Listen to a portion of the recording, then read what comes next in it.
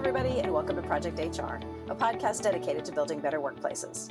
Project HR is brought to you by Projections, North America's leading provider of employee communication resources, including video, websites, e-learning, social media, and virtual events to help you connect with your team. For more information, you can visit us online at projectionsinc.com. I'm Jennifer Orqua, COO of Projections, and your host for today's episode of Project HR. This week's episode is the continuation of our discussion with David Liddle, a thought leader in the areas of organizational dynamics, conflict resolution, and transformational culture. He's the CEO of the TCM Group and author of the book Managing Conflict, A Practical Guide to Resolution in the Workplace.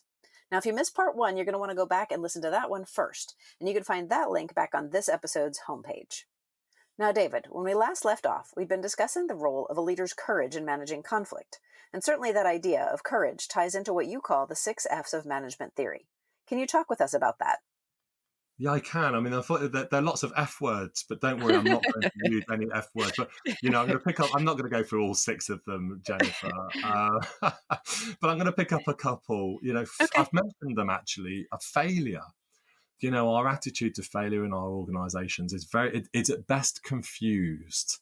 We talk about fail fast and agile systems, yet when we fail, we're often drawn through a disciplinary procedure, which feels incredibly acrimonious and threatening and worrying. So we need to realign our systems and processes, management and leadership systems to ensure that we're not encouraging people to go out and make huge mistakes and blunders and, for major errors, but for us to think about one of those F words of failure. And that gives people courage to be experimental and creative and innovative. Mm-hmm. So about failure, feelings, asking an employee. I remember doing a training course in the UK, and I remember training. It was a room of managers, Jennifer, and I remember talking about feelings. And one of the managers put their hand up in the room and said, "But David, can I just check?" I said, "Yes." Are you allowed to ask your staff how they feel?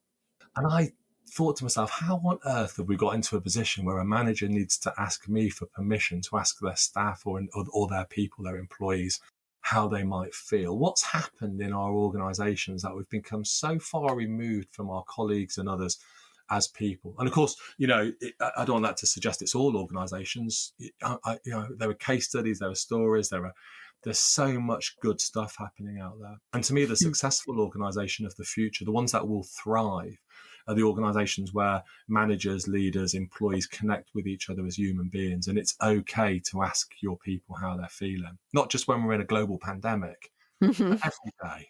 Are you okay? Am I okay? Are we okay? That okay corral. It's good. It's useful. It's powerful, and it helps us. So I think that's the second one. The fight is another F word. How do we handle conflict? Of course, I've been talking a lot about that and making it constructive. But let me focus on some of the more positive F words, if I may, Jennifer, just really quickly. Flourish. How do we create a situation, an environment where we can all flourish together? What does that mean? What does success look like? What does good look like? Again, often these questions are not widely asked or understood, which is we don't know what good looks like. We don't know what a flourishing environment looks like for our people. Well, we can start to codify that and understand it. Flow. Drawing heavily here from positive psychology, the work of Martin Seligman and others, creating flow, not just for us as human beings, which of course flow then creates that sense of happiness, the release of dopamine, endorphin, oxytocin, those other happy hormones. But I'm talking about flow through our organizations, flow of empathy, flow of dialogue, flow of engagement, a flow of ideas, a flow of meaning, a flow of purpose. That can then contribute to a level of happiness and harmony, which can then have a positive impact on the organization and the organization's effectiveness. And the third F, the final F of the 6, the third on the positive, if you like, the positive column, is forgiveness. Now, some people might feel a bit uncomfortable with forgiveness in a kind of secular environment. Does it sound a little bit are we delving into the area of religion here? But we are not. We're absolutely focusing on the power of apology and the power of forgiveness, the power of accepting responsibility for what went wrong and why and how, and the ability to move on and move forward. An apology and forgiveness to me is so powerful. And if we can't apologize because we're told we're not allowed to apologize because it will accept culpability, and we can't forgive because we've not been given the tools to forgive, we get stuck. We become stuck. We become inert. It prevents us from moving forwards, We can only look backwards because we've got nowhere else to look. And actually, as we look backwards, we see increasing levels of harm and distress that have been caused, and it continues to perpetuate this cycle of destructive behaviours between us. So forgiveness and apology, the sixth F, forgiveness, helps us to move forward, and I think is really powerful and should be institutionalised within our organisations. Within your book, within Managing Conflict, you also discuss how important it is for leaders to assess the different stages of a conflict's life cycle. So what are those stages, and why is it important for us to recognize them? Well, there are 4 different stages. There's the pre-conflict stage, which is why I think many managers and leaders could be much more effective, which is spotting and preventing conflicts from occurring. So what you might describe as those antecedents. So we know that those antecedents might be a breakdown in communications, people not engaging with each other effectively, a system failure somewhere. It could be a merger or an acquisition. And what I'm advising to organisations at that point is build conflict management systems in as a predictive and proactive tool to prevent the problems from becoming from escalating into a more significant conflict. Then there's an early stage in the conflict. We get into the blame game, fingers are pointing, we're starting to see the breakdowns in communication. It's at this stage where we really want that support from our managers who can see the issues maybe playing out in a team meeting. They can see that people perhaps aren't engaging so well with each other. They can see slightly more fiery and fierce emails being sent. So you can feel it. You can feel it's becoming a little bit toxic. So our managers need to be able to step in there. And if we move into the middle stage, perhaps the situation becomes more damaging. The language becomes about right, wrong, win, lose, attack and defend. This is where we need our HR colleagues to be able to step in, and perhaps our more senior managers to step in and influence change through coaching, through mentoring, through mediation, of course, which I'm a huge fan of, and through facilitation, perhaps within a team environment. Because what we're trying to do is avoid the very end stage of the conflict, the explosion or the implosion. Because as soon as the situation is exploding or imploding, then we need to throw all of our resource at it to try and prevent that having damage. And it can become a bit of a free-for-all. Now, as a mediator, I work with situations like that all the time, and you can bring a level-headed and calm and compassionate approach. Mm-hmm. But it's much easier, it's much cheaper, it's much more effective, it's far more sustainable if we're able to manage issues at the earliest stage. So that's the life cycle of a conflict. There's the antecedents, there's the early stage, the mid stage, and then the late stage, which is the explosion or the implosion. All right, we're going to take a quick sponsorship break right now, but when we return, we'll explore what you can do to improve conflict management procedures in your own workplace. So stay with us.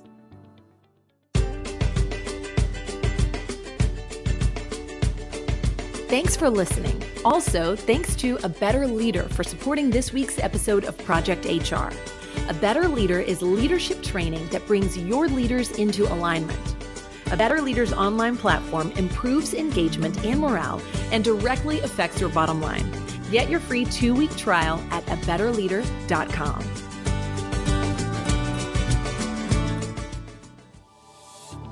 And we're back with David Liddle, the CEO of the TCM Group and author of the book Managing Conflict, a practical guide to resolution in the workplace. You mentioned mediation, and we've certainly sung the praises of mediation in previous episodes of Project HR. What do you see as the benefits of mediation? Wow, where do I begin? I mean, I got bitten by that mediation bug many years ago, and it's just never let go. Sure. It's such a powerful process for individuals. It can release them from the stress and the trauma of the dispute. It can help them to build much stronger relationships with colleagues, with family members, with neighbours, and within their communities. It can reduce the stresses and the strains that often go with this, the sleepless nights. Goodness me, one of the big benefits is getting a good night's sleep. I talk to so many people who are waking up in the middle of the night thinking about their disputes, and they email me or they ring me after the mediation and tell me, David, thank you. I've just slept I've had the best night's sleep I've had in weeks, months, or in some cases, years. So being able to sleep well is so fundamentally important.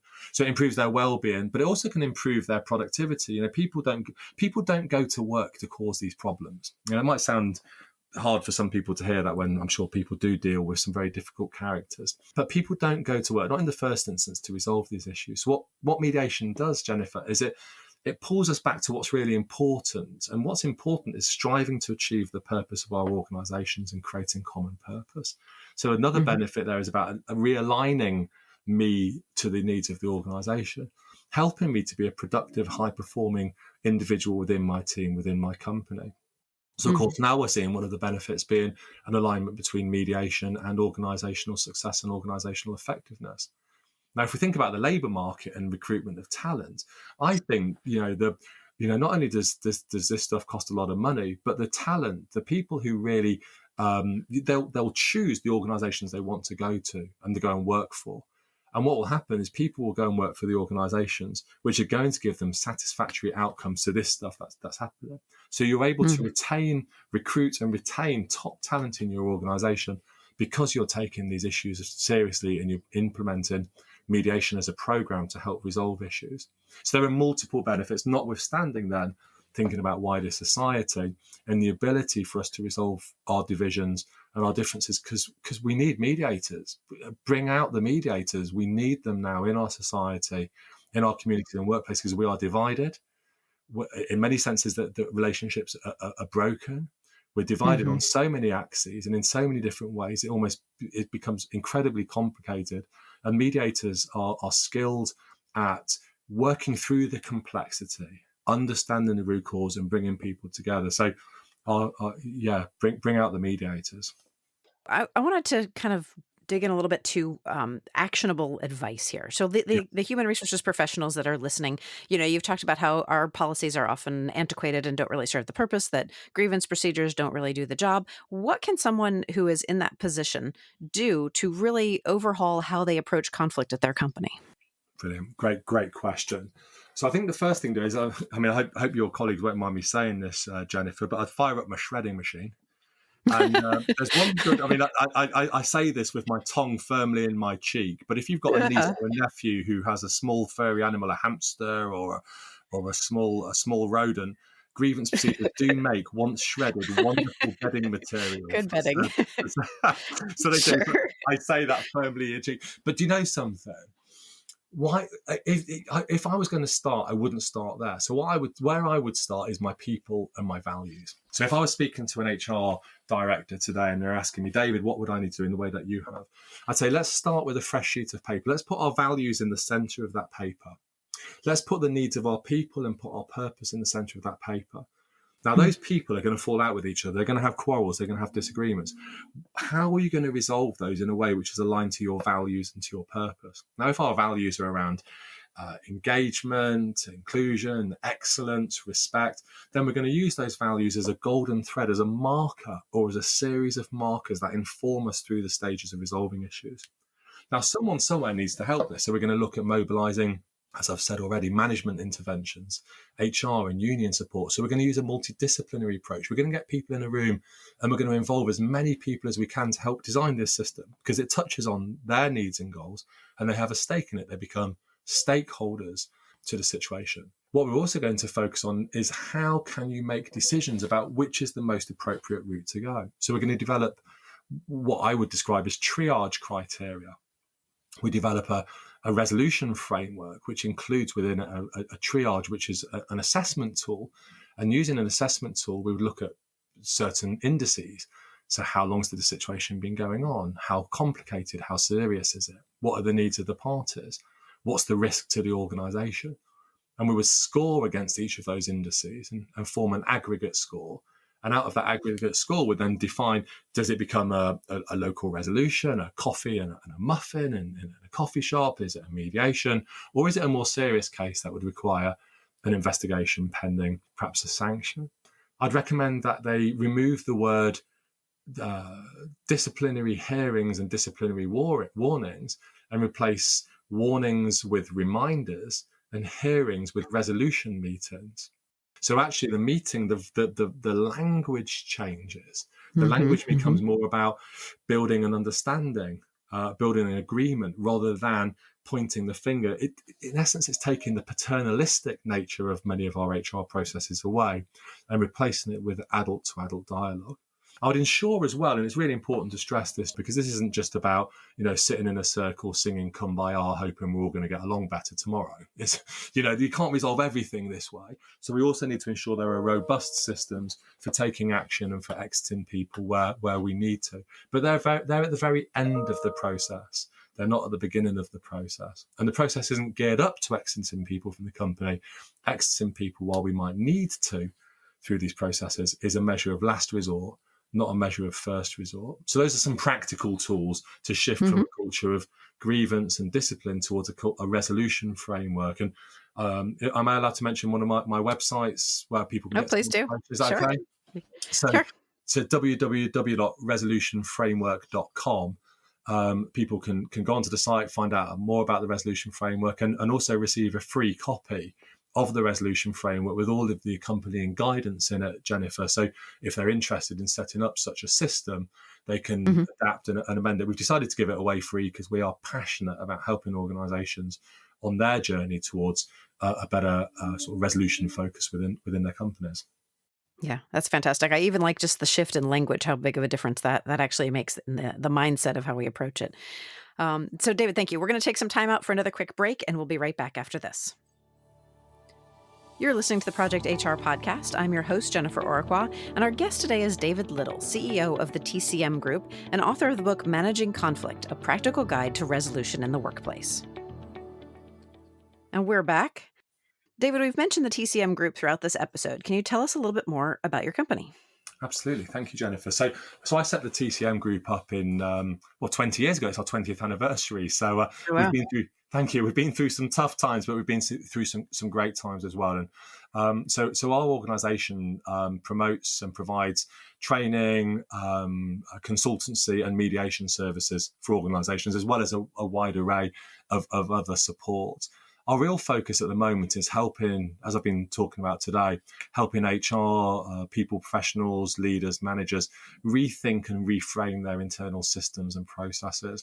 We're really focusing on an area of transformational culture, which is I'm really passionate about, and helping organisations to create a fair, just, inclusive, sustainable and high-performing culture, and helping them to mobilise the support to create that culture. We're working with some amazing organisations across the private, public, government and other sectors to develop this new model of culture, a new approach, which is helping them to recover from the pandemic, to helping them to build back better in a period of enormous stress as we approach both an economic emergency, but also a climate emergency, which I think is something we've not talked about an awful lot over the last 12 months because we've had our mind on other things. Other priorities, yeah. Absolutely, but it's not going away. I think it's going to make this last 12 months perhaps diminish when we start to see what is going to be coming ahead. So it's about helping organisations to recover, to build resolution and to create resilience. What I call the 3 R's of good leadership. To the recovery, resilience and resolution. So that's really what we do. We provide training. We have a team of 40 or 50 mediators who work across the UK and increasingly overseas. And it's just the most wonderful organisation. I must say, Jennifer, a tribute to my team, absolutely fantastic team of full-time employees who, we've not seen each other for a long time with COVID, of course, but also a team of the most incredibly talented and passionate consultants who go out there and amaze me and amaze our customers every day. I just want to pay a tribute in particular. This wouldn't be possible without them. So with that group, you offer a whole range of services to companies, as the train, consult, mediate name implies. Can you talk a little bit about those offerings? Give us a little more detail. Absolutely. So some of the training we provide mediation skills training. So we offer our National Certificate in Workplace Mediation. So that's an accredited mediation skills training course. And we do train organisations over in the US and in the UK and elsewhere to train to an accredited standard. Part of that support as well is helping organisations to embed an internal mediation scheme. So we provide the systems and the processes to enable that to happen. We provide shorter courses, of course. We provide mediation, negotiation, influence and skills courses for managers and for leaders. We have a wonderful course called HR as Coach and Mediator, which is really helping the people profession embrace those two critical activities as part of their shift towards a more values-led and compassionate approach. And that's and investigation skills training, Jennifer, is really important as well. Whilst investigations isn't necessarily a key focus on mediation, one of the, sometimes an investigation is absolutely required. And we see so many badly delivered investigations that take weeks and months to undertake, and investigation report which is so badly written, it's virtually impossible for anyone to form a view or take any action. So we also support that through our training courses and ensure that investigators get it right first time. So that's the training and our mediation services. We mediate in very complex cases, mediating in teams and in groups and facilitating dialogue in often very divided and very broken teams, whether they're in hospitals, or banks or elsewhere, and supporting those teams to grow and develop. We provide coaching support for those teams as well. And the consultancy, as I've mentioned, is really helping to develop the compassionate management and leadership, developing the culture within the organisation, and helping organisations as well to move from that issue I raised earlier about not better strategies for ordering paper clips. A real passion of mine is going in.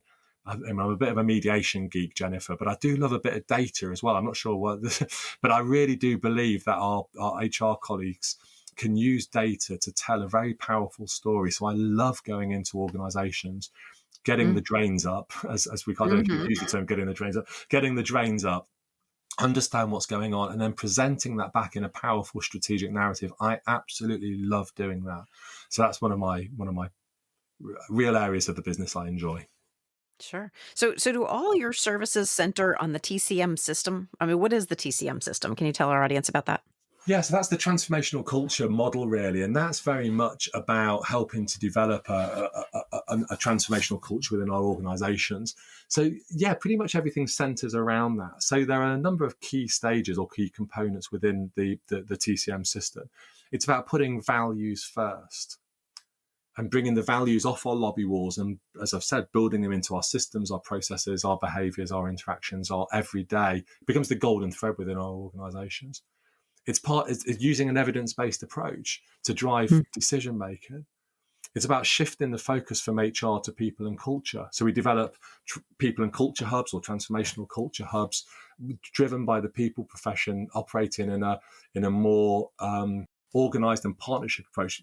Again, a jargony term, but developing organisational pluralism driven through the people function, supporting leaders, transformational leadership, and ensuring that managers have the skills, as I've mentioned, to be able to resolve issues effectively.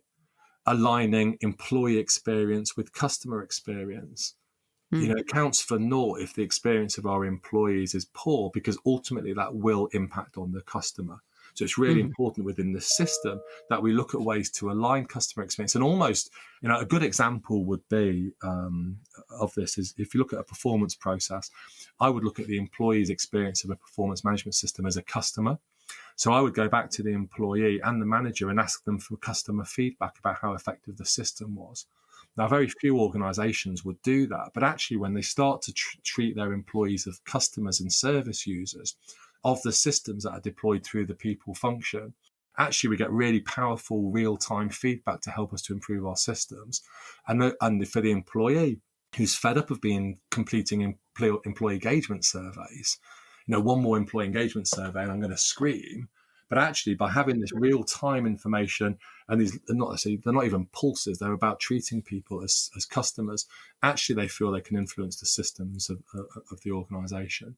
So those are just some of the areas, and it's about building what I would call the 7 C's. Now, I'm going to hope I can remember the 7 C's as I'm talking to Jennifer, but it's about compassion, it's about courage, it's about connectedness, it's about common purpose, it's about communication within our organisations. So those are just some of them. I knew I wouldn't be able to remember all 7 of them.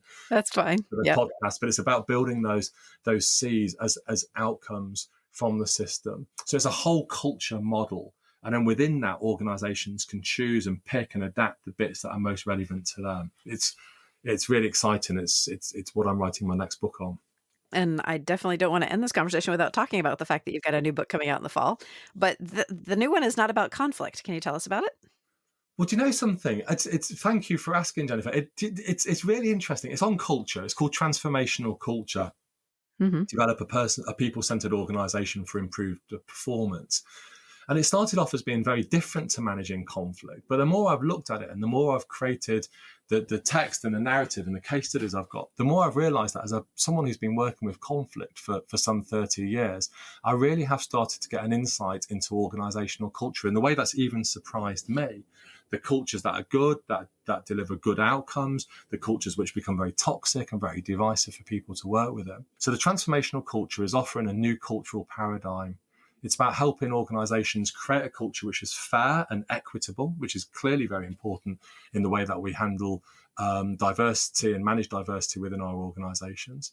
It's about creating just organizations where we're moving away from principles of retributive justice towards principles of restorative justice, and actually creating compassion and dialogue and a values-led approach in the way that we deliver justice. It's about looking at inclusion and creating inclusive workplaces where our people can shine and be the best versions of themselves, and where our managers and others are about helping, well, firstly, about recognizing the inner brilliance of our employees for what they are and who they are, but not judging or blaming or discriminating against them, but helping them to describe their inner brilliance and then bringing that inner brilliance to the fore and helping the individuals to shine and subsequently helping the organization to shine. So it's about building inclusive workplaces. It's about focusing on sustainability and recognizing that whilst much of the sustainability conversations that happen in organizations around economic, social governance, ESG, around investments in our organizations, actually the culture of our organizations can also help us to achieve net zero and define and design our response to climate change going forward. And finally, the book is also about driving high performance, recognizing that we can't, it's not just about, as I said earlier, about being morally and ethically nice, although that is important. And if we are morally and ethically nice, if we are kinder, what I love about Google, don't be evil, be kind, be generous, do no harm. Those are important, but they also need to contribute to bottom line growth and to stakeholder value. So it's about aligning all of those principles together. And it's a massive task that I'm trying to do, is bring all of those together in one text, but I'm thoroughly enjoying myself. We touched on this a minute ago, but I want to make sure that our listeners know how to get in touch with you to find out more about you, the TCM group, your books. How can they reach you? Fantastic. Well, thank you. So our website at the TCM Group is simply www.thetcmgroup.com. That's got loads of information and resources on there about the business, the organisation, what we do and how we work. So that's a good place to start. My email address is david.liddle, Liddle, at thetcmgroup.com. So please feel free to email me. I love hearing from people, especially when I'm writing a book and I need to be distracted. Very good. Very good. I'm very active on LinkedIn. So people can find me simply at David Liddle or David Liddle on LinkedIn. You can track me down on LinkedIn and please connect with me. Love sharing stories. I love learning from people. There's such good quality conversations on LinkedIn. I really do enjoy it. So Please find me through that. And I mentioned the Resolution Framework website, which I'll just mention again is resolutionframework.com, and you can request your free copy of it and see what you think. Very good. Very good. And I want to let our listeners know that a link to the TCM Group's website, as well as the links to David's books and the resolution framework that he mentioned, will be included in the episode's companion guide. So be sure to unlock that today at projectionsinc.com/podcast. Right now, though, David, it is time for our lightning round questions. And these are questions we ask of every guest of the podcast. Are you ready? I'm ready. All right. So first is our topic showdown. In this episode, we've been talking about managing conflict. So David, in your opinion, which of these conflict-ridden fictional pairs might benefit most from a little mediation? Thor and Loki, or Luke Skywalker and Darth Vader? Well, they could both do with a bit of mediation. Let's be honest. But I think Luke and Darth Vader. Not only are they in a mortal dispute, but there's a real family issue going on there, and I feel that mediation could help them to reconnect, to understand each other, and potentially have avoided Darth Vader's move to the dark side or trying to drag Luke over there. So if it was me, I think that's where I'd be putting my efforts at the moment. For sure. All right, David, what is the best book that you've read recently? Yeah, I've done a lot of research for my book at the moment, but the one I think that's been really standing out for me is a wonderful book called The Fearless Organisation Creating Psychological Safety in the Workplace for Learning, Innovation and Growth, which is by Amy Edmondson, published by Harvard Business School. Absolutely love it. I think psychological safety, creating safe environments for people to talk, to speak out, to listen up, just to engage with each other is so important and so often overlooked in our organisations. And, you know, if there's one thing I'd like to change in our organisations is to make them feel a bit safer for people. So for me, everything that Amy has been saying in this wonderful book resonates and connects with me, and I highly recommend them. Nice. So tell me, what's your favorite thing about helping people manage conflicts? Oh, I love so much of it. But do you know something? I love seeing those shoulders come back. That sagging, stooped, fed up, wearing it on my face, wearing it in my back, wearing it all over me. And I love seeing that in the mediation in particular, where the people's shoulders come back and they look at each other for that first time, really look at each other and listen to each other, and there's a connection. And it is, I mean, it sounds a bit, it's almost spiritual. It's so powerful. And it's just the most rewarding and nurturing. It's just a wonderful experience, and I can't get enough of it. If I'm not mediating, I'm not happy, Jennifer. Sure. So you've given us a ton of great advice in this. What's the best piece of advice you've ever been given? Be kind. Nice. Simple, be kind. Yeah. So, and then finally tell me who or what inspires you. Well, it's been, that's a great question. I mean, there's so many people, but I don't, this doesn't sound too trite, but I'm going to have to say my kids, and perhaps the younger generation as well. You know, you could look at Greta Thunberg and others. It's this last 12 months, I don't think we realised how tough it's been on our kids. I've got 3 kids, and they've been sat at home trying to make this work. And of course, my wonderful wife has been trying to do all the homeschooling, but Right. It's very easy to, you know, or we wish them back to school, and it's been tough, but they have been incredible. And for the resilience and the depth of character that they've had to show over the period of this pandemic is inspirational. And you know, to all of the young people out there who have been affected and missed seeing their friends, and, you know, have had to stay at home and have detrimental and adverse outcomes as a result of the pandemic, they're inspiring. And yeah, to all of those young people who've been affected, you know, I wish you all. I agree wholeheartedly. It's been very tough on the kids. It has been. Thanks for joining us here on Project HR, David, and thanks for being our first ever 2-part episode guest. Thank you. I've really enjoyed it, Jennifer, and thank you so much for inviting me. Absolutely. Thanks to our listeners, and once again, this is your reminder to grab the companion for this episode at projectionsinc.com/podcast. If you'd like to be on Project HR, or you know someone who would, feel free to email us at projecthr@projectionsinc.com. On Twitter and Facebook, you can find us at Projections, and on LinkedIn at Projections Inc. And to make sure you never miss an episode of Project HR, I hope you'll subscribe to the podcast. Drop us a line, leave us a review, or simply give us a handful of stars wherever you get your content. That's it from me for now. Let's make it a great day at work.